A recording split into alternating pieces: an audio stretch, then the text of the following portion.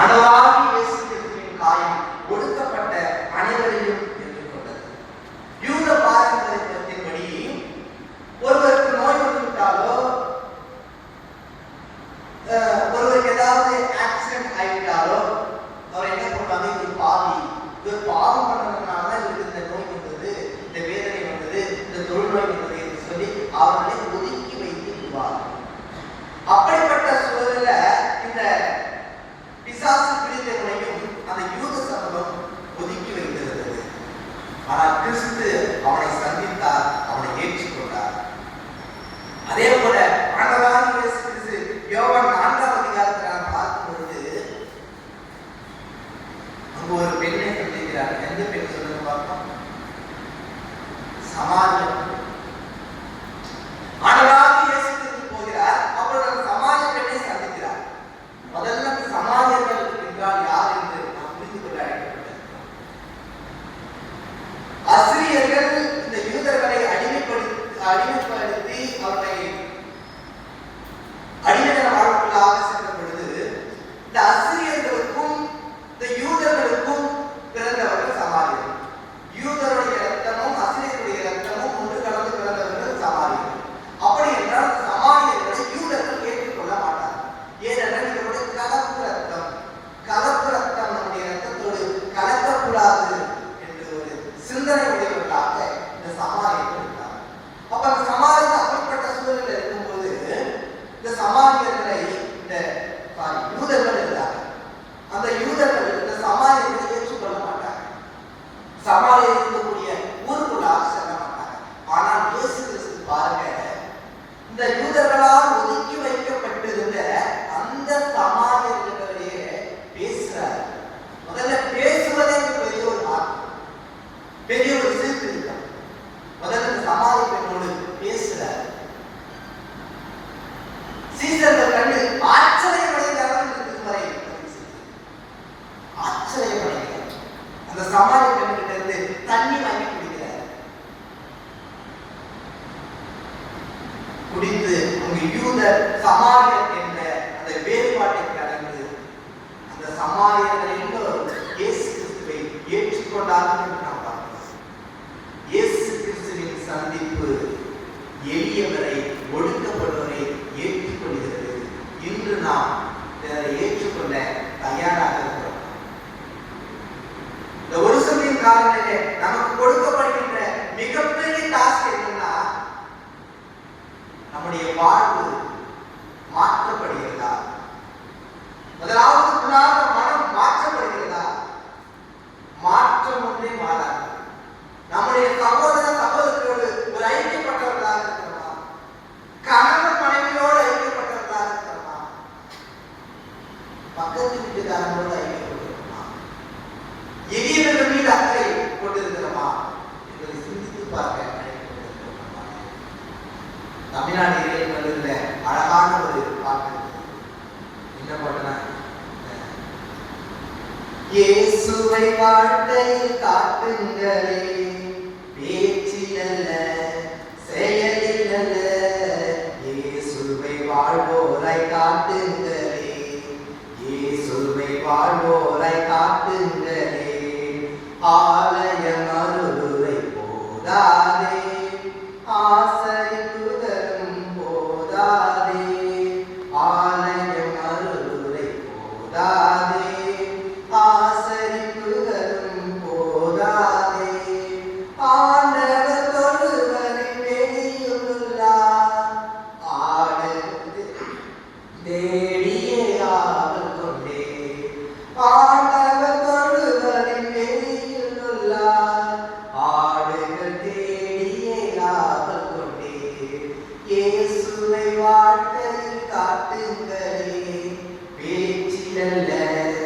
செயலில் அல்ல, இயேசுவை வாழ்வோரை காட்டுங்களே. அப்ப இயேசுவை இந்த உலகத்திற்கு நாம் எப்படி காட்ட முடியும் என்றால், ஏற்றுக்கொள்ளுதலின் மூலமாக, பிறருடைய வாழ்வுக்கு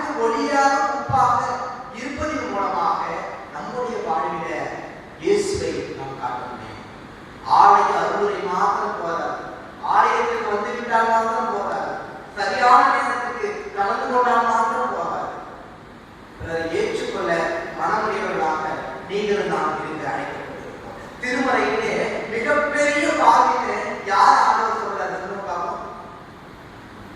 யார் சொல்றாரு? பரிசேயர்கள் சொல்றாரு. வெள்ளை அடிக்கப்பட்ட கல்லறைன்னு சொல்லுவாரு. அந்த பரிசேயர்கள் அப்படி மோசமானவர்களா? இல்ல, பரிசேயர்கள் அந்த மோசமானவங்களா கிடையாது. அவங்க கரெக்டா டைமுக்கு ஆலயத்துக்கு வந்துருவாங்க. எல்லா சடங்குகளையும் சமுதாயத்தை எல்லாத்தையும் நிறைவேற்றுவாங்க. ஆனா இயேசு கிறிஸ்து ஏன் பரிசேயர்களை பார்த்து வெள்ளை அடிக்கப்பட்ட கல்லறைன்னு சொல்றாரு? பெரும் பாவம் சொல்றாரு. ஏன்? ஏனென்றால் அவர்கள் கடின மனதை உடையவர்களாக இருந்தார். ஏற்றுக்கொள்ளுதல் அவர்களுக்கு இல்லை.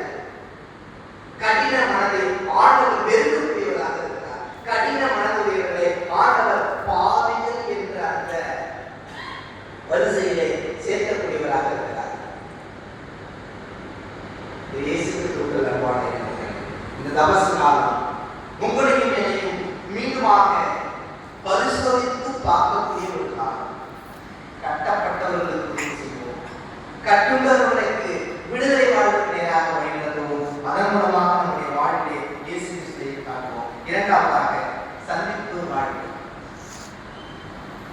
பிசாசு பிடித்தவன் ஆண்டவரை சந்திக்கிறான். அப்பொழுது ஆண்டவர் கேட்கிறாரு, நீ யார்? உன் பேர் என்ன? அவன் சொல்றான், லேவியோ.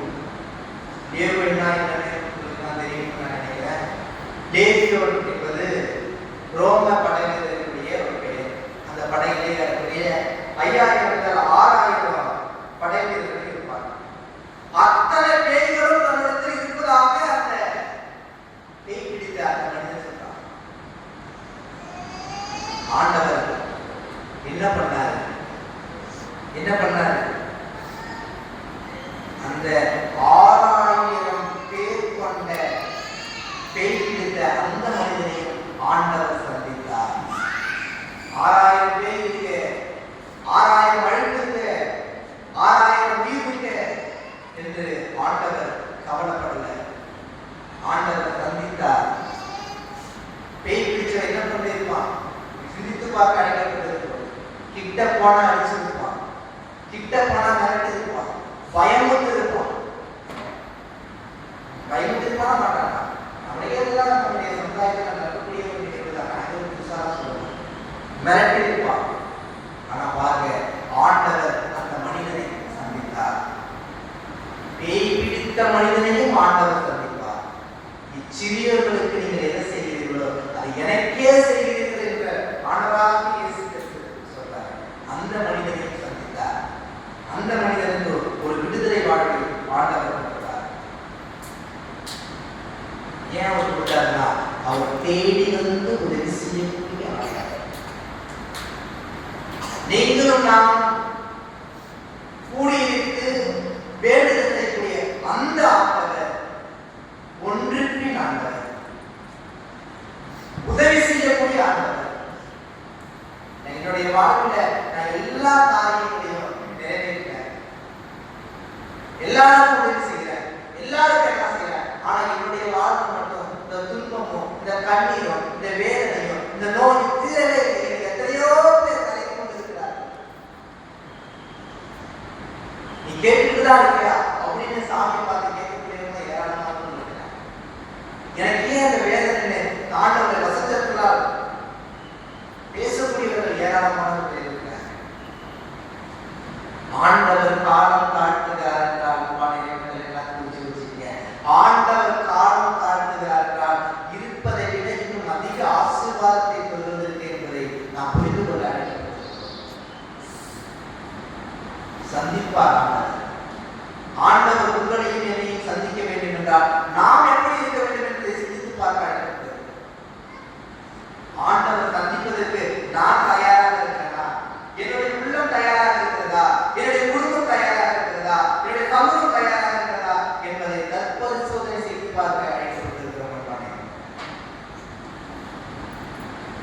ஆண்டவர் தேடி சென்று உதவி செய்ய முடியாது. நான் என் ஊருக்கு போறாரு. லூக்கா 7ஆம் அதிகாரத்தில் நீங்க வீட்டில் போய் படிச்சு பாருங்க. நான் எல்லாம் தெரிஞ்ச பகுதி தான். நான் என் ஊருக்கு